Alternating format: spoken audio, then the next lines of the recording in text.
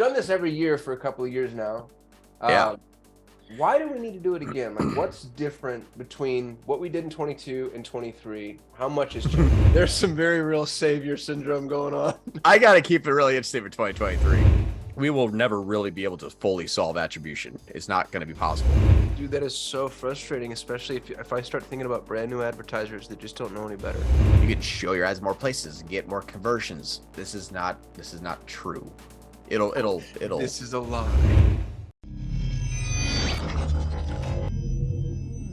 Welcome to the ultimate guide for Google Ads for 2023. I'm Kasim. This is John. Or this Hello. way, John. I don't know where you're going to land. Yeah, hopefully I'm just not below you. That'd be weird. Yeah. All right, dude. So we've done this every year for a couple of years now. Yeah. Why do we need to do it again? Like, what's different between what we did in 22 and 23? How much has changed? Yeah, well, pretty much half of everything has changed, which is kind of funny. And Google still hasn't figured out how to ignore OptiScore and do what's right by the client. So that's why we're here, to shepherd you through the sins of Google and trying to basically drag you into temptation and paying them more money. And we're your shepherds. So yeah, that's why we're here. We're going to teach you the right way to do things. Real grandiose, real quick. There's some very real savior syndrome going on. I got to keep it really interesting for 2023 because, it's probably the most important time. So hopefully you found some humor in this and we caught your attention and now you're going to get ready to learn. I was in high school. I always just found the humor in everything and didn't learn. So now I'm here to teach. So this is kind of ironic. Isn't that? So there's a question. What's still like, we're not going to go over conversion tracking. We're not going to go over basic like GTM installation setup. So if you're watching this video and you need that stuff, we'll include a link to the 2022 video because that stuff is still sound, right? Yeah. GA4 is coming out this year. Forced upon us this year. What we found though so far in the last couple of months though is attribution is failing inside of Google. UA we already know is going away. GTM is starting to miss conversions at a higher and higher degree. We have some videos on our YouTube channel about that already. But we're also seeing that GA4 is still missing conversions. So what we have to do is kind of rewind 10 years and just go back to just solid platforms inside of Google that we know are non-brand, cold traffic, scalable, sort of ignore what Google says and look elsewhere for the truth. We've been producing a lot of content lately about cost of acquired new customer versus lifetime value, how to calculate MER, which people sometimes call blended ROAS, but it's just media efficiency ratio. One thing I would say the slight difference there is blended ROAS is only to ad spend. Media efficiency ratio is also non-paid networks like your organic search. That's a slight difference there. So if you're familiar with blended ROAS, think about blended ROAS just for all of your channels, email included. So what we're looking at trying to educate everyone on now is, even though Google may say it's failing, it may be Google that's failing attribution, and we'll just have to look elsewhere. So that's just kind of the theme of what we're going to be building today and how to make sure that it is as much non-brand cold traffic, less automated targeting in order to set you up for success in 2023. Non-brand cold traffic, less automated targeting. And we're getting pretty bold here and we're telling everybody not to use GA4 regardless of what Google says. For the short term, yeah. For as time of this video, and this is January/February 2023. What Google has essentially stated is the system that they were using in UA is a similar system to GA4 when it's talking about tracking. And what I mean by tracking in general is there was a session tracking before, and now it's called event tracking now. And what session tracking did was it would bring a person to the site and that person would have a session. And then that session would continue later on.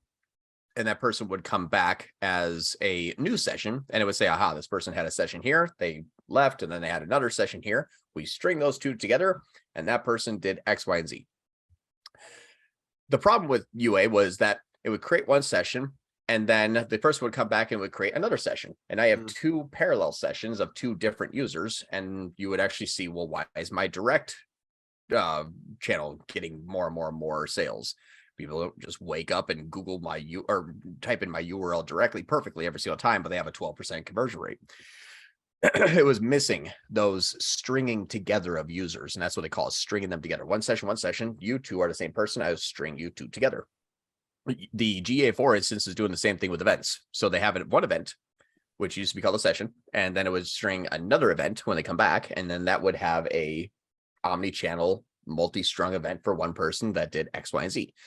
They're experiencing the same issue though. We have one event that then comes back as a different event. Those two do not get strung together. And now we have either duplicate tracking or sometimes just a complete fail point of stringing those users together. So we still see this in pretty much every single third-party attribution tool imaginable. Northbeam still experiences the slight issue. We still have Triple Whale that experiences this issue.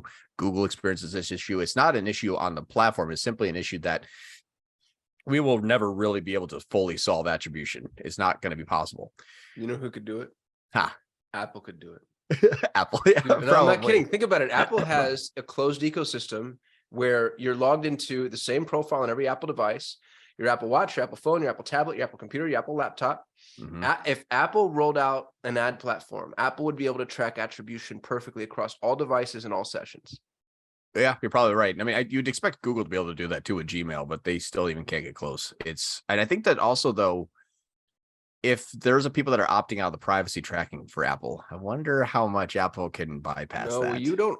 Yeah, you don't opt out of Apple's apps tracking. Right. I've never once been given that option from an Apple app. Would they share that with an advertiser?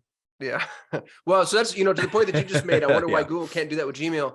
They probably are. They're just not sharing the data because they don't want the antitrust suit. And I'll derail this conversation if we go in that direction. So all that to say, for conversion tracking, the 2022 video is sound. Go back and watch that. Moving forward, the conversion tracking is going to get harder and more opaque. Right. And because of that, we need to offer tools. And those are some of the things we're going to talk about on this video that allow people to interpret the data in a way that lets them know what's actually going on. Mm-hmm. All right. Exactly. I'm ready. Let's dive in. Ultimate Guide, Google Ads 2023. You're a brand new advertiser, or maybe you're not, but you're starting a brand new account or campaign. Conversion tracking is already set up. Yeah. What do we do? Or even doing like a refresh. Maybe just some different ways to think about things. First thing that we're going to do is we're going to run a brand campaign. Brand campaign. But John, brand campaigns are a waste. I'm going to get all of those clicks anyway. Why would I pay for my own traffic? You convinced me. Let's skip brand. No, that's fairly actually pretty close. And I'm gonna share one thing here with you. This is our brand campaign, and you'll see that I practice what I preach. So inside of here, so move that down there. Inside of our brand campaign, you see that I'm not bidding more efficiently with maximized conversions and target CPA. This is the whole theme today of is ignoring Google. I'm going back to just good old manual bidding strategy, manual with eCPC. And I'm overshooting my bids at $5, but we had a person that was trying to come in and encroach on our space, and they were bidding about 10. So I won the bid about 5. I'm going to give you the theory here. Your brand is going to be strong when a person is going to either return or when they're ready to purchase for the first time. So whether it's new or repeat conversions or new or repeat traffic, it's still going to be strong. The conversion paths that people go through today are insane. They are massive path to conversion, which means many clicks and many visits from multiple channels before they make their decision. Now, there's some cases where that's not always true. Things like, emergency veterinarian services. You're not going to take 2 days and look at 3 different competitors when your dog's choking. You're going to first position right then and there. But for the most part, if you're looking at an e-commerce or if you're trying to find maybe a tax attorney, something that is going to be an important decision that you can afford yourself, 3 to 7 days to choose, you're going to have multiple paths. When you make your decision, you're going to go and find the person that you're looking for. Very little are you going to say, I finally made my decision. I am going to buy the, pellet grill model 700 that is $297 at Home Depot. And you Google Home Depot near me, and you see Lowe's. You're like, well, screw that last 6 days. I'm going there. Like, very rarely do you just completely change your mind after that much time and effort and energy.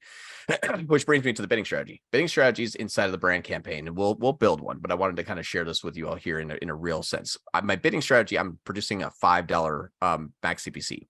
I'm getting a 2 because there is one competitor who I absolutely despise, and they keep showing up in our auction insights, and it's Neato marketing. I'm just kidding. That's sort of coming. You can see though that obviously they're not showing up. It's just showing up different because of the brand name is on also both sites. We're not actually bidding against ourselves really that much. But what it's doing, we had another competitor that was in there that tried to scoop up our name, and it just, we just wanted to protect ourselves. So ran a few different variations of our brand name, but I'm using a $10 click here because this is the one that was $6, and everything else I'm covering at $5. But the reason why I go through brand campaign with this sort of philosophy is using an automated bidding strategy on your brand campaign, which is potentially in 2023, there's rumors about manual going away. They have not really been confirmed officially, even though some people like Google say, yeah, it's going to be confirmed. Whatever the case may be, I still like manual for your brand because you can bid just enough to protect yourself and spend just enough per day to capture everything that you would need to. And then that's it. Then that stays there. If you're an advertiser in 2023 still measuring by ROAS, you're going to miss about half the story. So brand campaign is usually one that just spikes up ROAS in the overall account. You have 3 campaigns that are doing okay, and then you have your brand campaign that's scooping up all your hard work with a 5,000 ROAS. You're like, oh, everything must be great. Don't do that. Don't measure by ROAS. This is why measuring by cost per acquired new customer makes so much sense, because then you have to add up the cost between your cold traffic campaigns and your brand campaign to find out what your cost is. And then you usually want to start to spend less on the last step of the sequence for a person to convert, because you've already spent 90% of your money getting them there. Don't spend another $20 a click just to show it in Google Ads. They're going to come back directly, organically. They'll come back to you for the most part. You don't have to overspend for it. So the new interface though, new interface for the brand campaign, new interface for Google looks a bit different than last year. There's some different options. There's different ways to do things. So we'll run through one right now. Oh, I'm so excited. Yeah. Before we do that, John, can I take a brief commercial break and remind people about our new book, You versus Google, available basically just at Amazon. Wherever books are sold, as long as it's Amazon. Yeah. Did you buy that one off Amazon? Well, it actually says not for resale. This is the publisher's copy. And everything we're talking about here, more or less, is covered in the book in broad strokes, at least. Yeah. And if you see someone that buys a book off of Amazon named Juan Moran, that's totally not me. Leave it a good review. That 5-star review from Moran. Awesome. So this still looks fairly similar. This actually changed last year when it introduced the new way to choose a campaign objective. For brand campaign, I still like to create a campaign without a goal guidance because it gives you more options for the bidding strategy. And then here is search, obviously, as we're going to be running a brand campaign. If you've already set up your conversion actions differently, or Google will do it for you, just make sure you run through these. Google changed over their categorical, how do I describe this? Categorical structure, architecture, I guess I would say, of your different conversion actions.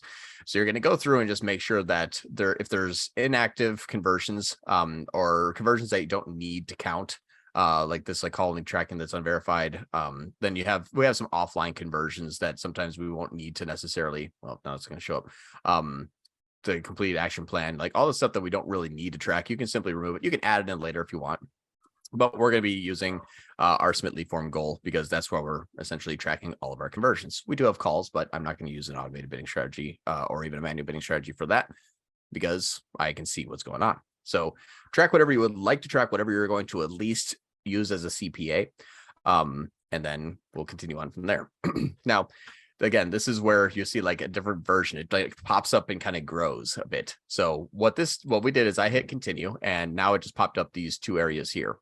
So select the results you want to get for the campaign. Again, this is fairly simple. It's just going to offer you suggestions as to what you're going to get. We're going to say like website visits. You don't even need to do this one. And I'm just going to call this brand campaign. Again, this area is becoming less and less and less useful because Google's auto apply recommendations and Google's OptiScore is going to judge you on how much money you're paying them, not how effective your campaign is, depending upon what you select here. So basically, it's like select how you want to be annoyed is what that means. Let's start new. Okay. Now you jump right into the bidding strategy, which is a little bit different. I understand why they would start right into the bidding strategy, but that's why I covered that first, is to kind of share with you, this is what I'm using, this is why I'm using it, and this is how I'm measuring if I need to increase or decrease. Who am I bidding against? Where am I showing up in the ads? How much search impression share do I have against them? And search impression share is simply just market penetration on the first page of Google. Give yourself some leeway in that area to judge for yourself, because you're not going to nail it right off the bat. It's going to be a little bit difficult to understand search impression share, top, absolute top, lost by rank, lost by budget, etc. You'll learn this a little bit more as you go on, but if you run manual more often, you'll find out that you probably were overpaying some areas and you might have been spending too much per day. And then review your cost of acquiring a customer or cost of acquiring a lead, whatever it may be, and see if you're overall increasing your your cost too much for what you're spending. But again, we talked about the way that we would want to market, and what you'll see here. Alternative bidding strategies like portfolios are available after you create your campaigns. So they actually just strip manual from you right away. You can't even set manual right now if you wanted to. Wow. Yeah, pretty crazy. So you can only set for conversions or clicks, is forcing you to use an automated bidding strategy. And this is why I'm saying I think manual is going away. If they can start all new campaigns off manual, they can just, kind of shove it in a closet and never, never let it out again. So select it here. We don't recommend it. Use maximize conversions for the time being, and then you can go back and switch off of it later. But it's pretty annoying right now about how they basically just force you to do an automated bidding strategy that you don't want. Dude, that is so frustrating, especially if I start thinking about brand new advertisers that just don't know any better. Yeah. Yep, exactly. It's really it's doing a disservice. Mm-hmm. Max conversions. Here's the best part: is manual CPC with eCPC is pretty much like max conversions. It'll take your bid and skyrocket it if it needs to. The only thing I like about manual is I get to set a floor. So, people just kind of searching around always see me at the top, even though they don't click on my ads. I'm up there because of my bid. If I was using max conversions, I'm either going to be at the bottom or at the top, depending upon the user. Well, I always want to be found at the top of my own brand name. I just don't want to overspend for it. So I'm setting a floor. So it's really, it's such a great way to grow a healthy company, but you dip into Google's revenue, and that's a sin. So let's look at networks. Search network. Yes. Search partners. My opinion on brand campaign. Yes, that's okay. I very rarely recommend search partners on a normal search campaign, typically because search partners are lower CPC and less quality traffic. So if you're using an automated bidding strategy that Google wants, like TCPA, for example, it says, wow, Google clicks on the top of the page are $10. Search partners like ask.com is $2. I can get a lot more of those clicks for $2 rather than the $10, and I can show more traffic. I can spend more money. I dip into audiences that maybe are a little bit, less quality, but I get money. So you end up with a restricted bidding strategy, getting more low quality clicks from third-party sources because you're trying to save on your cost per acquisition. You're basically forcing the algorithm to go to the periphery, which is all lower quality traffic. Right. And then you see that again here, which we'll talk about here. So on brand campaign, yes. On the display network for brand campaign, no, absolutely not. Here's what Google will not tell you is inside of here, even though it says, hey, you've used display expansion, you can show your ads more places and get more conversions. This is not true. It'll This is a lie. Right. It'll append more and it'll attribute more conversions to itself, but it's actually not. What this is doing is, let's say, for example, we have $100 a day. I'm going to use really round numbers here. We have $100 a day in budget, and our cost per click is always $1. And in one day, there's 80 inbound searches that come in, and we spend $80 out of $100. And we have $20 left over, and there is no one else searching. There's no one else. Google takes that $20 and starts showing those same people display ads. So when your budget runs out on search, it kicks in to display and you spend the rest of your money. Now, the average advertiser just sees their campaign hit budget today. and they think it's on the brand. And that's the part that kind of gets a little bit deceptive, is it turns into its own remarketing campaign for the people that are already looking for you. And so again, that's why we would not recommend using Display Network. All right. Within the confines of a brand campaign, we use the display network elsewhere. We're just saying don't enable it here. Yeah. And just a good generalized rule of thumb is if you're ever going to run a search and display, always keep them in separate campaigns. You're going to treat those audiences differently. You're going to bid against them differently. You manage them differently, different bidding strategies. Everything is going to be different. So always run those separately, just as a good rule of thumb. Locations. Well, this is pretty simple. United States, right? No, this is United States and every other country. So same thing here. Same thing here. You're going to open up your location options and make sure that you choose your targeting of presence, people in or regularly in. This is the same thing from 2022. It's just still there. Have you noticed on certain campaigns that the location options isn't available in the campaign build out, and it's only available later after the campaign is created? YouTube. Well, no, not afterwards. I'm sorry, I jumped the gun there. No, it's always either there or not there in here. Yeah. In this area. If you're in YouTube, you can't change in regularly in or interested in. It always will. That must have been my confusion then. Yeah, it'll always be selection here. Only the bidding strategy and audience targeting, which we'll go through, is then found afterwards at a higher degree of. Oh no, you know what it was, dude? It was PMAX. I was speaking at Perry Belcher's event. I'm on stage building a PMAX campaign, and I'm teed up to talk about location options. Oh, I get to the location targeting and it's not there, but then after the campaign was created, then I could go in the settings and change it. That's right. The PMAX, it used to be here and then they took it away, but then we also stopped building PMAX campaigns at that time. So you're right. That's one that's true. Yeah, I forgot about that. You're right. It's so annoying. It's so funny. It's like, hey, do it the way we want you to do. And then after you build it, it's like, fine, you can change whatever afterwards. Yeah. It's so just disheartening, really. Well, and I derailed you here, John. I think you can beat this dead horse a little bit more as to why we need to do people in or regularly in. Yeah. So what's funny is when you're talking about a country and then you see that you can target a person that has interest in your target locations, and that's a country. I mean, God, that is such a wide net to cast. Right. People in Canada looking to come to the United States, or in Mexico looking to come to the United States. Other way, just so you know. I know. It's like, hey, the interested, there's actually less people. But that's what's really interesting is you get to actually target a person who is interested in your country and show them a search ad. That's really dangerous, especially if you're local or if you're looking at a state. Like, hey, it's like, come into my restaurant, you person in Australia. It's like, that's a bad idea. Now it's been getting actually fairly good in terms of not getting too much outside of the country traffic.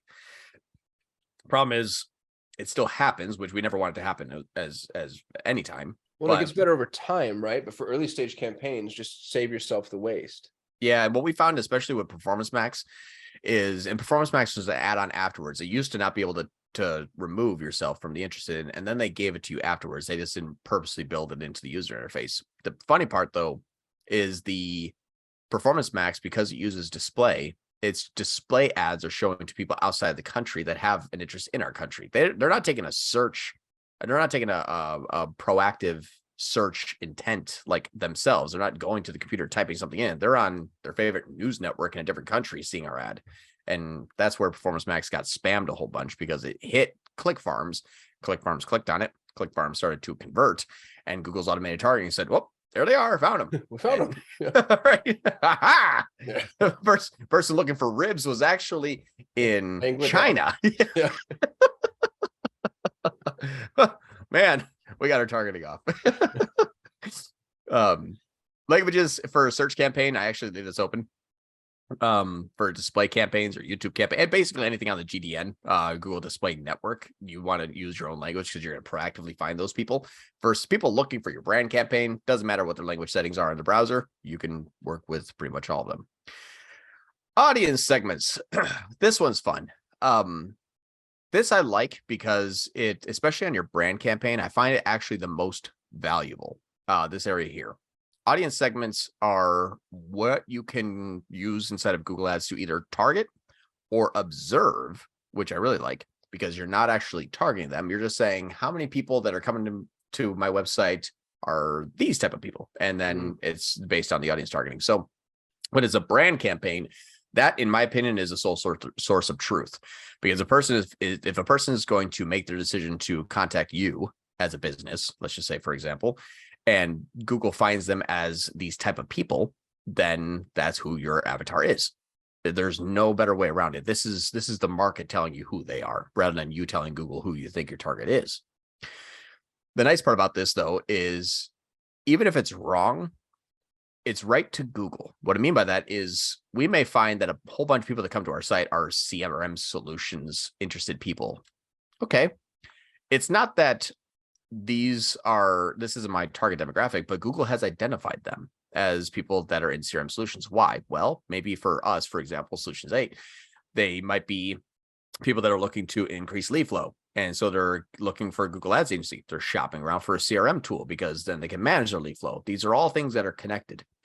And even though I'm looking for people that are interested in, SEO and SEM services, or advertising and marketing services, or any one of these here that might be, more closely aligned with our business offering, it doesn't mean that I'm going to push them away. I'm going to select all 25 of them as an example and set them on observation mode. And I'm going to find of all the long tail way that I think that these people could be connected to an avatar of mine. And then when Google says, hey, your audience is this, I'm going to proactively go after that audience, even if I think it's wrong, because the market is always right. And Google has identified the right audience as whatever label it gives it. This more settings, advertising, leave that go, start and end date, leave that go, ad schedule, leave that go, especially for brand. Campaign URL options. We talked about this last year. It's UTM tracking. Cool. We did it. Yay. Next. So this is new. This is actually where Google is going to give you a keyword strategy. Pretty cool. Before, you have to go and pay, SpyFu and SEMrush and iEspionage and Google Keyword Planner and do a whole bunch of searches, look at the similar searches, and a whole bunch of different ways you can do keyword research. Because Google is using more broad, they are going to give you a keyword planner list of keywords, and they're going to be a broad match. The problem, though, here is that if this is a brand campaign, you just have to skip this part. But I'll share with you how it works real quick. You can actually paste in your website here. So enter a URL to scan for keywords. So we enter in our website, get keyword suggestions. And it says, hey, Google PPC, advertising services, advertise with Google Ads. Google, this looks pretty good. AdWords, but might have some C levels that still say that. But these are actually pretty good. If I was just starting off on a new campaign and I wanted something that was more broad, I would add all of these on broad and I'd go. This is actually fairly good on broad. Now, if you wanted to move into phrase match, exact match, if you wanted to really start to move the needle, you'd want to import third-party attribution or third-party clicks into your Google Ads as quality lead, and then identify, those audiences, what your CAC is, how the LTV is working, start to whittle down, blah, blah, blah, blah. To start, if you want just like a regular search campaign, you're like, hey, I'm not sure, I'm just kind of just getting into Google. This is actually pretty good. I'm actually pretty impressed with this. It's spot on pretty well. For us, we would obviously do I'm gonna do phrase match. I like phrase more than exact. Phrase already is exact anyway. For brand specifically or across all search campaigns? No, for brand specifically. It's interesting. You'll get all the longer tail, potentially new customer type of searches. So for example, if we want a Solutions 8, and I'm gonna use this here, Solutions 8 in a phrase match, I can now show for Solutions 8 reviews, scam, quality, case studies, YouTube. I'm going to capture all the things about me. Why would you say scam? Yeah. I'm trying to get that lawsuit pushed away, Kasim. Don't bring it up. Put that out in the universe. That's actually one of our best performing keywords for a few, like 3 clients.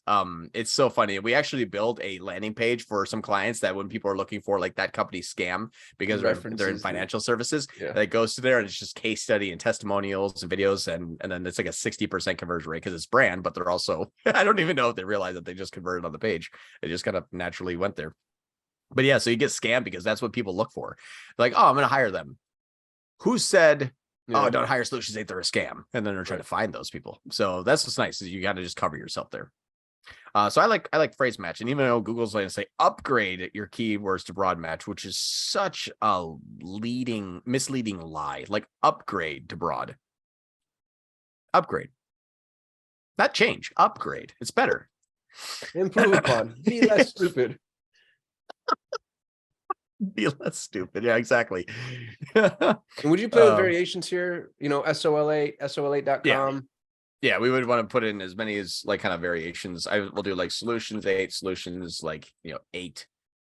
This way, you want to have like Soul 8 because that's our website. One that's actually pretty common is Soul 8 space com. A lot of times if they mess up the URL, it'll do a search for you and then they'll say, hey, we're trying to contact these people. So different variations there, as many as you can. I like phrase because for brand, I don't want to capture too much. Again, like we're very little time would you not capture a conversion because let me just see on real quick. We're spending very little, so I don't even know if our ads working right now. But yeah, it's like very little time would you look at something and say like, oh man, like if there wasn't an ad here. It's like here. Like here. So that's just nice too. It's like if you didn't have this here up at the top, would you have captured it? Yeah, we'd be fine. Yeah. So you don't have to go too nuts. You just want to make sure that you're covering your bases for people that are looking for you and any competitors that are trying to scoop up that traffic from you. But don't upgrade to broad match, and you can add more keywords. But yeah, it's something that I would say for brand campaign, keep it fairly strict, fairly tight. All right, final URL time. This is the ad portion to build it. What we've actually been seeing is ad strength is not as important as once we all thought it was. Wow. Yep. So we have a lot of clients where the ad strength will become strong if it gets conversions. It's again, Google's like, hey, I will tell you what I think is going to happen. And they're right. You want to have as many headlines and descriptions as possible. You want it to be close enough to your keywords as possible. Should match landing page, all that stuff. They're still good. But if it says the ad strength is good, it may turn into excellent over the course of some time. So don't freak out. It's a lag and a lead indicator. Lead indicator for Google saying, hey, we think this is good enough. But if it starts to convert later on, the ad strength can improve. Yeah. An ad strength is not necessarily an indicator that is going to do well. Ad strength means how many different variations and combinations can Google produce in order for that ad to be as strong as possible to get as many conversions. So because I don't even know the combinations that can be had when you multiply 15 with 4 and then your images and then your site links, there's hundreds, potentially thousands of combinations that can be produced with this one RSA, responsive search ad. But if you only give it 3 headlines, it's going to be greatly reduced in the combinations that can be created with this ad, and your strength is low. So that's what that means. You can have just Solutions 8. Yes, we are Solutions 8. Told you, and it would get 80% conversion rate. That will have a pretty good ad strength. But so just know that that's how that's measured. That's a fun way to think about it. Actually, I like what you just said. If you're given the option to create 15 headlines, every headline you don't create isn't one less variation. It's as many less variations as there are other variables to multiply that variation by. Yeah. So that ends up meaning like spend some time here, do the deep dive. Exactly. And what's okay too is you're going to see your headlines not really make sense because it's very difficult to produce 15 headlines that stand uniquely on their own. you will want to obviously spend some time in creating this, but it's okay if things look a little bit odd. So what I mean by that is let's do the, let me just see if I still have my HTTPS. There we go. I actually don't use display paths a lot. I kind of think that they cheapen a brand campaign. Where it's like, hire us, it's I don't know, you're kind of looking for a company, and just my opinion, it elevates the experience if it's just like, yes, here's who we are. I don't have to try to sell you on my own brand with a display path that's not real.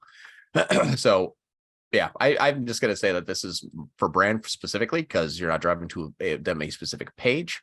We can leave that blank.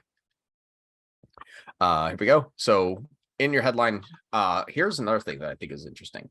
So I'm not going to spend too much time on this. I just want to share with you something that I think is interesting. Free action plan, achieve your goals. I like these actually. World Authority on SEO. Oh, that's funny. So driving, I'm just going to do, because we already have a brand campaign running, so I'm not going to save this one, but I want to share with you all. If I start in Google, didn't I already have it? Oh no, reach revenue. Let's see how many do I have to do. So,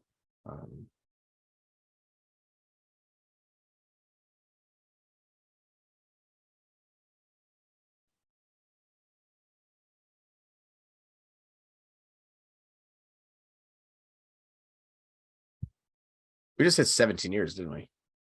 Isn't that nuts? Yeah, 17 years. Jeez. It's also a lie. I know, right? We hit 17 years as a company, but we started doing, software for banks. Right. Yeah. As a Google Ads agency, we're babies. Yeah. It's only been like 3 weeks for Google Ads, but yeah. Well, no, really. How long has it been? I mean, how long has it been since we've been Google Ads dedicated? Because we've been running Google Ads for like 8-9 years. Yeah, Google Ads dedicated, I think, was 17 or 18. Okay. As much So as I mean, still, like tell. for a dedicated Google Ads agency, that's like 5, 6 years. Yeah. And then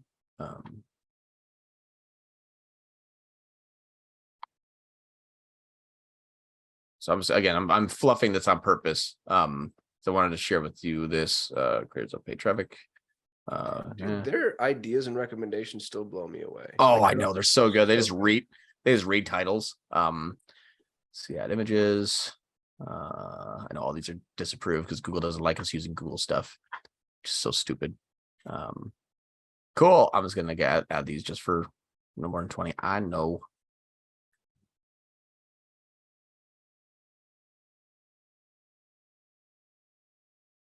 Yeah, there we go. Okay. Cool. So here's what's interesting is include more popular keywords in your title. Okay. So you're seeing here, I'm going to say, okay, so solutions 8 is not on there. So SOL 8. All right. So I have SOL 8 here. Oh, now it's excellent. So because I didn't use my keyword in my ad headline, my ad strength was excellent. Does that mean that people are going to be like, you didn't use the shortened version of your brand name? No, it's not indicative that the ad is going to fail. It just means that your ad strength is not going to be excellent because it's not matching the keyword that's in your headlines.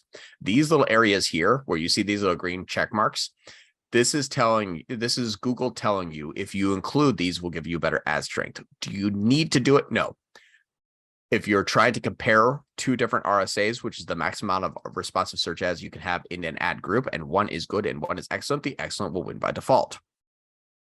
So if you really want to A/B test your ad copy, you need to have 2 ad strengths that are good or 2 ad strengths that are excellent. But if you have one that's good and one versus the other one is just going to be sort of ignored.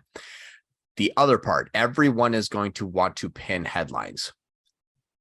I think that's still a good idea in brand. And I would pay for that, meaning that even though my ad strength reduces like this, shown only position 1, then my ad strength goes down. If you choose what to show people, a significant drop too. I mean, your ad strength dropped by 40%. Yep. And if you unpin it, you'll see this thing click over here, and then this thing goes excellent. What this is we just removed the combinations that Google can produce for us. It's all this is. All this is indicative of is how many combinations can Google create. That's how strong the ad will be. Well, if I say, go ahead and pin this to one, it was like, well, you just hacked off an entire row and now it's going to be less strong. However, look at on here now, the ad, when I start to cycle through, Solutions 8 is always pinned to headline 1. And I'm always going to tell people, if you're looking for Solutions 8, here we are. If I have a person bidding on us, bidding on our brand name, and I'm showing unpinned, and ours says award-winning certified world authority of PPC 5-star reviews, and their headline says Solutions 8, I might lose it. Yeah, they wouldn't be able to do that though, right? It's a trademark issue. Yeah, you can file for a trademark. You have to do that manually. So you have to tell Google, hey, our Solutions 8 brand is the trademark. Here's proof. If you're kind of just starting off or maybe not really there yet, someone else can use your ad name or your brand name in their ad. So I'll leave it up to you. Is if you're trademarked, then you don't have to pin it. If you're not trademarked, maybe good idea to pin it. And your ad strength going down from excellent to good may or may not increase your CPC. I have not been able to nail that. I've had it where if I get more conversions, my CPC goes down, even though the ad strength used to be good. Now it's excellent. So, just know that this is not an absolute. All right, that's it for there. Next, choose your daily budget that is appropriate. Put it at $1 just for put it at $5. I think that's what Google will allow us to do now. 77. Yeah, hey, definitely spend more money. Okay, thanks, Google. This brand name already exists. Opportunity. And that's Sergey needs a new island. I know. I love that. It's like, it's $5. I'm going to stop you from hitting publish. I think you should spend 77, and a person is going to go, okay, and then hit 77. You can just hit it again and just say no. I'm not gonna. It says, hey, that brand campaign already exists. I know, but usually just hit publish after that, and it's all set to go. We've went through the whole thing, but yeah, that's how much different Google. How many times do we stop and say Google wants you to do this? Here's why that's bad. Like, it's amazing, dude. How much more information? Yeah, you versus Google. Yeah, that's right. Yeah, that's right. I'm going to discard this draft here. I'm in our account, so just kind of poking around. So I'm just going to stay off screen for a second while we get it set up for the next one. And which one's the next one? Next one, we're actually going to run a standard shopping campaign. Oh, I know. And I already have a video. It's on our YouTube channel. Is Performance Max right for your business? I still think that is one of the most important videos that you should watch. If you're watching this now, go watch that video for your e-commerce. I have several use cases as why Performance Max is amazing at new customer growth, non-brand traffic, not too much remarketing and getting a 2,500 ROAS and a 1,500 ROAS, and things are great. And I also have campaigns in there as an example to where you're going to be overspending for return users, overspending for remarketing, overspending for your brand, and your new customer growth is only 1/5 of that campaign. So we already did a Performance Max video. That video is actually still relevant. From last year, I'm still running those campaigns and we're still getting a very good result. Except for when those Performance Max campaigns wean themselves into too much returning traffic. Google is brilliant. And I will say that Google is very, very brilliant. They set Performance Max up for failure over a duration of time. Trying to see how I can best illustrate this. And I'll try to be as slow and methodical as explain this as I possibly can. Performance Max uses only 2 automated bidding strategies: maximize conversions with or without a TCPA, and maximize conversion value with or without a TROAS. It's the only thing you can do. You cannot ask Google to warm up traffic. You cannot ask Google to try to get more YouTube subscribers. You cannot ask Google to bring more cold traffic and less remarketing. It is simply going to hunt for conversions, period. That's the only functionality of that campaign. The fail point is you don't get to tell Google who is going to convert, and Google has free range to find anybody that will convert. When you're a brand new company, amazing. Or you're brand new to marketing, amazing. It is going to find cold traffic, it's going to warm them up, it is going to convert them, And if those people don't necessarily come back because you don't really have an LTV, that's okay. You might sell a really nice $400 massage chair. People are like, I'm going to buy 5 of them now. It's not maybe really something that's an LTVable item. It works really well. For the people who are looking for, or people for the companies that already have a good lifetime value, these people do return, they purchase. Maybe you're a vitamin subscription company, maybe you're a supplement company, maybe you are a clothing company, whatever you have a good, if you could email your customers and they'll buy again, Performance Max sometimes is bad. And so what happens is Performance Max says, I've got 100 customers. I did a good job. Next month, 20 of those are going to return. Performance Max is going to target those. And if you don't increase your budget, your 100 new went from 100 new, now 80 new, 20 returning. And then next month, maybe 30 start to returning. So next month, now instead of 80 new, 20 returning, now it's 30 returning, 70 new. And it starts to hunt those people more often because they are returning. And Google only knows that good things are happening because their cost per conversion is getting cheaper because of returning traffic. They're using cheaper networks like display, so it's no longer $8 a click, now it's 80 cents. So the ROAS is going up. So Google thinks, well, ROAS is growing, CPC is decreasing, conversions are increasing, average order value is increasing because your return traffic spends more money with you than new traffic. And all of these good things start to happen inside of Performance Max. And fast forward 8 months later, you're like, I am ready to scale. And you add in, let's say $100 more a day, and it was only $100 a day. It says, okay, well, the mix of Performance Max right now is 30% new customers and 70% returning. So you throw one more dollar at it, and it takes that dollar and takes 30 cents and tries to get new customers, and 70 cents and tries to go remarket to the existing customers because these are my bread and butter winners. Problem is, when you order once a month, no one just wakes up one day and says, I have to take the kids to school. Nutramax is spending more ad spend on me, so I got to buy that today. Like, that doesn't happen in a person's mind. They don't buy more because a specific company is marketing to them harder. They're just going to be going through their normal motions. So each time you put a dollar in, you see your spend go up and your revenue increase goes, and it hits a point of diminishing returns fast because your audience is more heavy warm than cold. Performance Max doesn't know any better because it thinks it's doing well. And it's simply going through the motions for a high ROAS, and people usually measure by ROAS, so they think everything's fine. You can ask Google to go after only new customers. The problem is the match rates today, especially in the future, are getting worse and worse and worse. I have a few campaigns where I have an 85% match rate on my upload of my customer list, and I've negated them from my ads down to 90% because that's, you can only do that in standard shopping, for example. And Google says only 8 customers returned last week. In the actuality, and even UTM parameters, I had 800 customers that returned last week because we're spending 16 grand a day on this campaign. So Google is telling us they're negated, they're not buying, and we're ignoring your customer list. And if I didn't know any better, I would have believed it. So just know that what Google says may not be the truth. It may be that they can't see it, and you're getting a false positive, and you're starting to scale that false positive.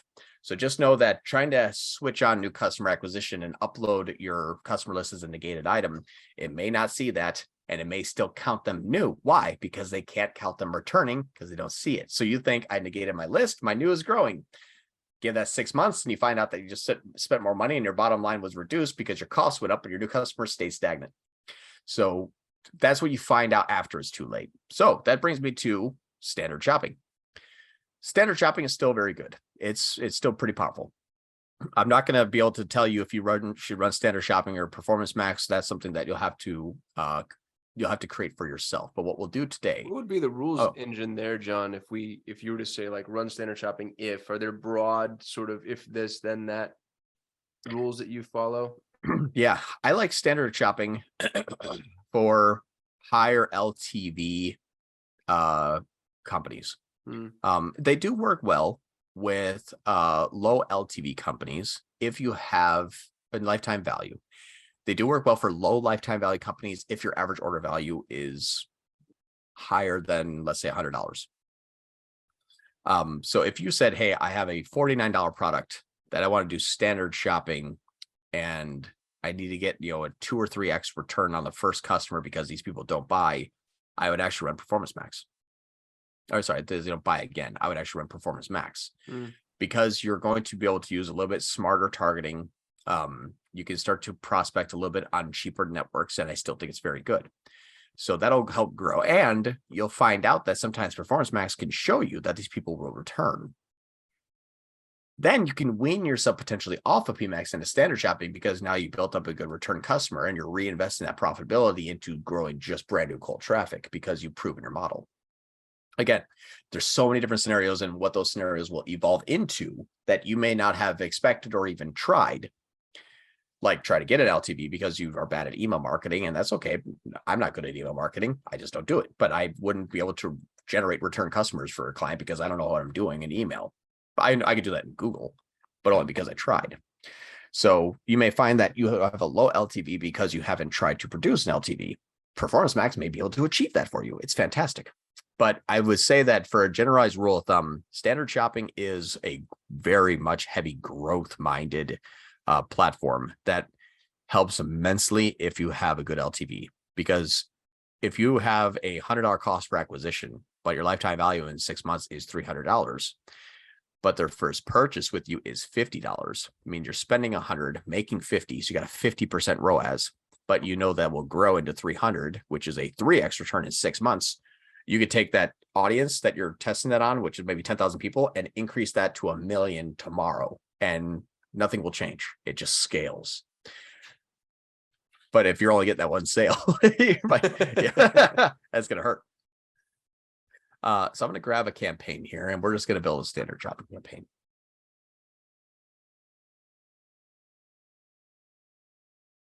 All right. So I'm using a client one, which is okay. Because it's not going to be, we're not using this strategy. So it's not something that is even close to what this client would be doing. So just know that I'm not giving away any secrets. I just am using a feed because I don't have a feed in ours. We're a Google Ads agency. So I clicked new campaign. That's all I did. That's the only thing that you didn't see. And just like how we build a brand campaign, we're going to be building a new objective campaign. And this one's going to be focused on sales. And I'm going to just look at my purchase actions. And I'm going to remove the imported leads because that's not what we do in this account anymore. And I'm going to say, here's my campaign. I'm focusing on sales. Here's how I'm measuring it by choosing my conversion goal. I'm going to ignore what Google is basically saying for, how would I describe this? I'm going to ignore what Google is basically saying for our recommendations. And I'm going to be choosing shopping. Now, what you'll see here, this is the client that I'm working with here, but it's pretty funny. They default to this Performance Max, and then they say get the best of automations. Then Smart Shopping's been upgraded. It has all the benefits of Smart Shopping plus expanded reach. Show your, I mean, they're selling hard here to get you on Performance Max. One of the things that I would say is a reason why Google is selling Performance Max hard is because Performance Max is the best at producing ROAS attributed to itself. So just know that, and please remember that. Actually, I'm going to pause here. I think this is important when I'm talking about how to measure a campaign. Because we're talking about goals. On standard shopping, if I have 3 clicks, I'm going to get 3 new people. If I'm excluding my brand campaign. Yes, once in a while, someone will make 2 searches of non-brand cold traffic, but for the most part, I get 3 clicks, 3 new people. When those 3 people come into the site, it still may be another 6 or 7 days before they convert. Google is very poor at attributing those post-click, second email, third direct, 2 organic return path users back to itself. It is doing a very poor job at that. Google knows about it. That's why we don't use Google's own attribution tracking right now for our measurements. But just know that to say that they're actually getting worse, right? We expect, generally speaking, those things to get better. But they're getting because worse. Of privacy first decisions and whatever, they're getting worse as time goes on. So even if you used to be able to capture that conversion path, it's important to pay attention to because you might not be capturing that as well as you were. Or if you're looking over the course of a year and things seem to be getting worse, check everywhere else. Check your revenue in analytics for your global company. Check your Shopify backend, year over year performance. Just because Google says things are going down doesn't mean it's actually going down. It's just Google seeing it less. So in standard shopping, I get 3 clicks, 3 new people. In Performance Max, I get 1 new person and 2 remarketing clicks. It's much easier to attribute that conversion back to myself because I'm usually the click that is going to happen. And last click attributed conversions are easiest to track. It means if I'm the last click before they convert, easy. That's something that Google can attribute back to itself. Easy high five. So they'll be able to attribute that revenue back to it, which means the ROAS looks good in those campaigns. The ROAS looks so good in there that you say, well, I could just scale this. That's where you find that point of dilution. Because if I get 3 clicks and I get a customer, that's a 33% conversion rate. Okay, yes. Now, if you get 3 clicks and 3 customers, though, in standard shopping, because it's 3 people, I can get maybe a 50% conversion rate, but still be better because let's say 4 clicks, 2 of the clicks turned into 2 new customers. So just know that the volume game is very important when you're talking about how to attribute ROAS back to itself and what networks can do a better job at gaining that own attribution for themselves. And that's why Google is pushing Performance Max so much, is because people still measure something by ROAS and they say, aha, this campaign is getting a 5x. This campaign is getting a 2x. That must be better. Google is basically stacking the deck in their favor. You click standard shopping. Again, it tries to convert you back to a Performance Max. And then gives you a CTA to switch back to Performance Max. So we're going to start with standard. Standard shopping. I love standard shopping setups. They are so simple. And I want to give you the ways that you can actually manipulate it for yourself. So in here, there's actually a different area. I'm not gonna go to it now, but just know that this is different up here at the top. I'm gonna stay. But you used to be able to, or you used to not be able to select the feed, and now you can actually select specific feeds for specific campaigns. This is actually really cool because you can make supplemental campaigns for different type of for like countries. Which we already know that's always been a thing. But if I wanted to actually produce one that has a sale item and one that does not have a sale item, I can switch feeds easily for ones that may have promotion IDs and for ones that may not have. It's not really useful unless you have a really specific use case, but just know that rather than kind of going through and restructuring your entire product group, you can switch feeds now, which is pretty cool. Again, I bet it's like a geeky, nerdy thing that I'm like, whoa, we can save ourselves an hour. But anyway, just ignore that part. I don't know what I'm talking about. So here's standard shopping. I'm just going to call it a standard shopping campaign name here. And if you look at the additional settings, I skipped this part actually, the inventory filter. And I'll share with you why. An inventory filter is you're basically setting up the products that are going to be available in this campaign. This is a really horrible user interface. I do it afterwards from the ad group, and I'll share with you how. But you can filter either a product like brand ID, and then you just basically have to plug each one in or select from a gigantic list of IDs. This is a huge pain in the butt. Don't use this one here. Local products, if you have a local feed, then you can turn it on if you have a local inventory in a store. Most do not, but if you do, that you don't need instructions on this one. That's really hard to set up, and you know how to use that.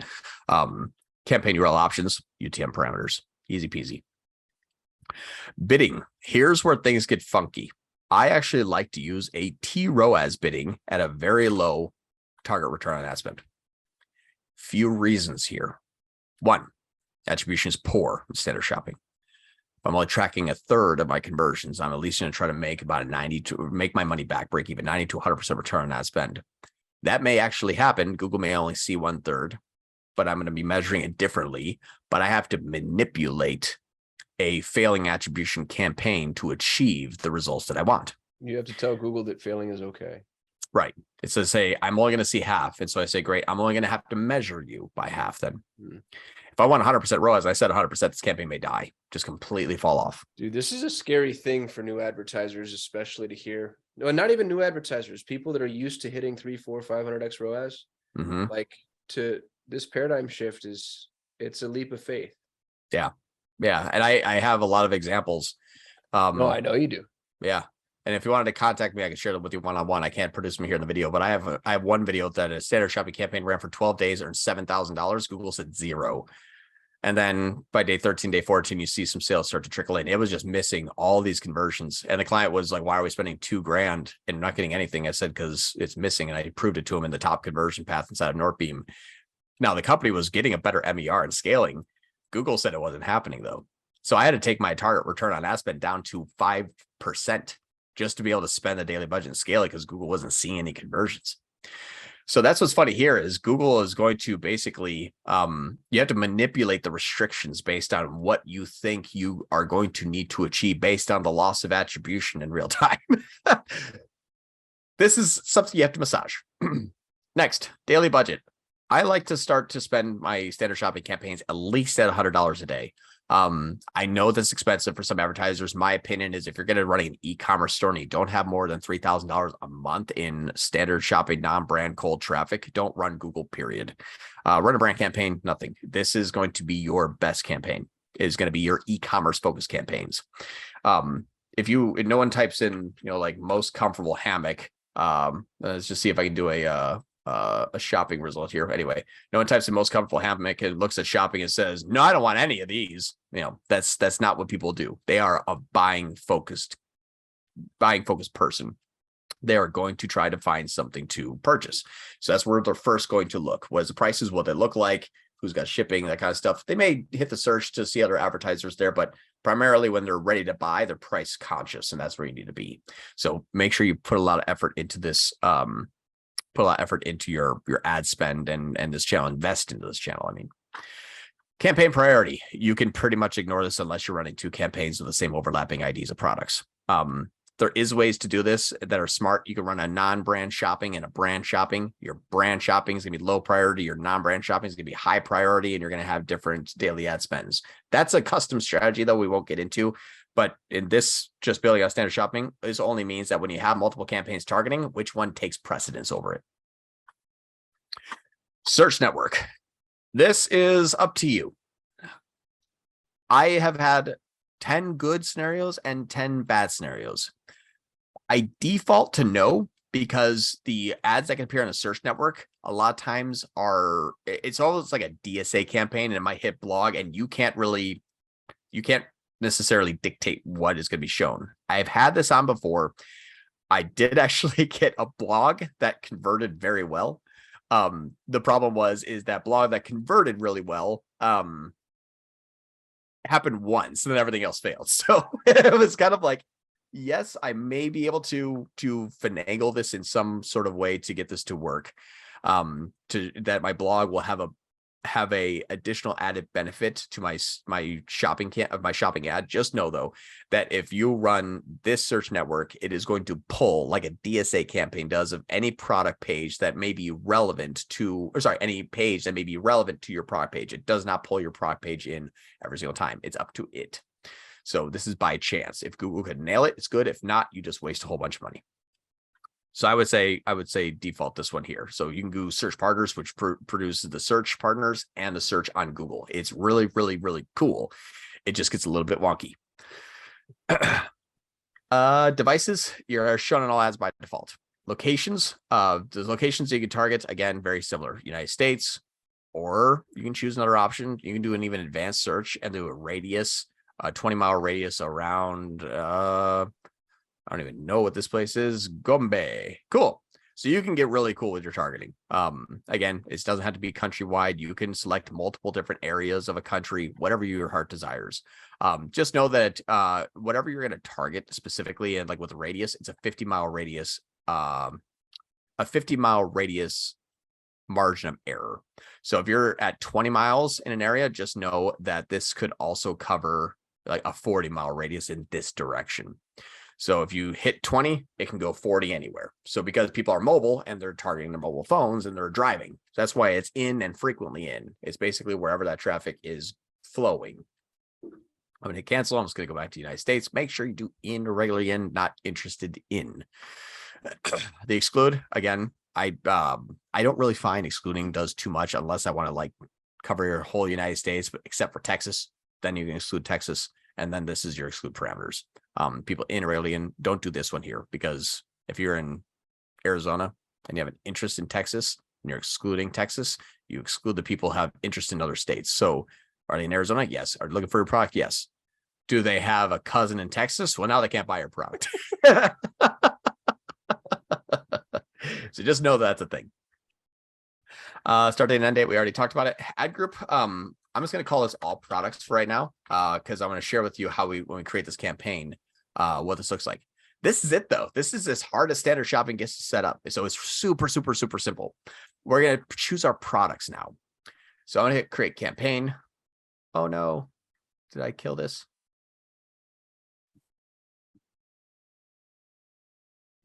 Uh-oh. It's not letting me create. Sometimes if you stay here too long, it just dies. Oh, that's why. I just messed up here. There we go. Create campaign. Oh, good. I had that last year. Remember I did that and all of a sudden I'm like, hold on, I got to redo this real quickly. So here's now my all products here. Here's what you have to look at though. When you want to turn on and turn off products, this part is actually pretty important. Easiest way is to grab item ID. You get to basically choose the specific type of products that you want, or just highlight all your products and click continue. And just know that when you highlight all products, by the way, here's a quick pro tip. You're only going to see 100 selected, and that's your all products, except scroll all the way down the bottom, and then you'll see it just continually grow. And then once it grows all the way, and I'm just going to imagine that this is it. And then you hit that again, all products, like, oh, now there's 13. So sometimes if you just hit all products, you're only actually going to be marketing 100 of maybe 2,000 SKUs. So just know that that's a big whoopsie daisy on Google's part. It only loads 100. Yeah, right. It only loads 100. If you hit select all, it's like, oh, you only wanted 100, and then you're none the wiser. But here's another pro tip. I'm going to go to the back end of a client site so I can share this with you here. There's another way I would say that's probably better to organize. And I'll tell you why. So product type. This is a way for you to dictate inside the back end of, let's say, your Shopify store, what products you want automatically entered into Google Ads as soon as it goes live. So this is a different client, but if you look at here in the back end of one of their products, you see product type long sleeve polo. They simply type that in. Very simple. That gets pushed through your feed. And inside of the back end of your site here, product type is, let's say that was long sleeve polo. Good. Now there's 117 products in long sleeve polo, and I can just add that product type. And in the future, let's say you make 10 new long sleeve polos. Well, as long as you have long sleeve polo in your product type, it'll naturally filter in through Google Ads because your product type is already set up to capture all the products in that category. So you can add, remove, subtract, and you don't have to say like, crap, I took off 7 products off my website. I got to go remove 7. I added 12. Now I got to go in and add those individual product IDs. Just get good at your product types. Keep that nomenclature keep the nomenclature static. And you can add and subtract as much as your heart desires, and you'll be marketing instantly as soon as you add a product back into your Shopify. So quick pro tip for you. I would rather do that better. But for fun, I'm just going to hit item ID. I'm not going to add them all. But I would just say, like, if I click like these, let's just say 5, and I click continue to bids and I hit save, what you're going to see is these 5 are here and they're ready to go. However, Google just messed me up again. Because as I added these 5, it says, oh, also, by the way, do you want to have all 2,000 in the everything else ad group or product group? And now that's also marketing. So this campaign's marketing all. So choose the ones you want to market. If you're going to do it by item ID, pause this one. And when you find your products, you'll see everything else is inactive or not ready to serve. And you'll be able to choose which ones you want to show for. All right. So we covered brand campaign, search, Yep. Went over standard shopping. Mm-hmm. And this is the end of part 1. Yeah. Part 2, we're going to be hitting remarketing. Yeah. So because you're not going to be on PMAX, the primary function that PMAX turns into after a few months is more heavy remarketing. It's good. It will over remarket though. And you get one daily budget. You don't get to dictate where you're spending on new traffic and where you're spending on remarketing. So right now we're spending on new traffic. And just one part that we didn't show that is fairly simple is adding your brand negative keywords to your standard shopping campaign. That's going to be a really good really good practice. You don't necessarily have to, but just know that you're going to be capturing some people looking for your brand and clicking on your shopping ads and buying your products. Okay, so again, I'll let you choose if you want pure cold traffic or if you want cold traffic and some brand traffic. But if you're going to be excluding that branded shopping traffic, one thing that is going to be good is making sure that you are capturing a very specific audience to remarket.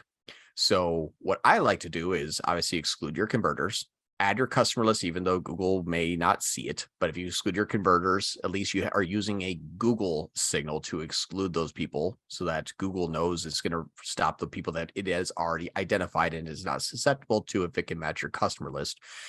But then remarket in a dynamic remarketing, which is your product feed showing the products that people viewed on your site for the most majority of the time, or left on viewing. So left on that on that product when they left your site, that was a product that they viewed last, or added an item to the cart and did not buy. So we're going to target those people and also overlay an exclusion audience of bouncers. If we can identify the people that have left within 10 seconds, we're going to exclude those people from our remarketing, because this way we're not going to spend a good chunk of remarketing on audiences that got there and said, oh, this is what I was looking for and left. And if you look at your bounce rate, let's say your bounce rate is 70%, that means that 70% of your remarketing audiences will now be removed, which is really good on saving your daily ad spend to only the people who are staying longer, looking at products, and making sure that they're at least adding it to the cart and are not your existing customers. And then we'll also cover YouTube remarketing. YouTube remarketing is super effective. I like it better than dynamic remarketing because you could still use a feed. So you do have a dynamic remarketing element to it. But what's nice about it is you can actually use a platform that you pay 1 to 2 pennies if they watch it longer than 10 seconds and don't skip. So you cast a really wide net. A lot of fun things you can do. You can do brand story, you do mission statement, product highlights, testimonials, all the good stuff. So we'll be covering that in part 2. Nice. So Yeah. if you're watching, we'll see you in part 2. This was part 1. Like, comment, subscribe. You know how YouTube works. Tell your grandmother. Tell your grandma she should be running some Google ads.